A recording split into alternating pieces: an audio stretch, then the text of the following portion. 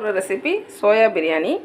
First ஒரு பாத்திரத்தை சூடாக்கி தேங்காய் எண்ணெயை ஒரு ஸ்பூன் நெய்யை ஊற்றி சூடாக்கியிருக்கேன். எண்ணெய் சூடாகிட்டு அதில் ஹோல் ஸ்பைசஸ் சேர்த்துக்கலாம். 4 பெரிய வெங்காயம் சேர்த்துக்கிறேன். 1 ஸ்பூன் இஞ்சி பூண்டு பேஸ்ட் சேர்த்துக்கலாம். 3 தக்காளி பேஸ்ட் பண்ணி வச்சுருக்கேன், அதை சேர்த்துக்கலாம். 1/4 ஸ்பூன் மஞ்சள் தூள், 1/2 ஸ்பூன் மிளகாய் தூள், மல்லித்தூள் 2 ஸ்பூன், கரம் மசாலா ஒரு 1/2 ஸ்பூன். சாப்பாட்டுக்கு தேவையான உப்பு இப்போவே சேர்த்துக்கணும், அப்போ தான் சோயாவில் உப்பு பிடிக்கும். சோயா 10 நிமிஷம் சுடுதண்ணியில் ஊற வச்சு பிழிஞ்சு வச்சுருக்கேன், அதை சேர்த்துக்கலாம். 3 ஸ்பூன் தயிர் சேர்த்துக்கலாம்.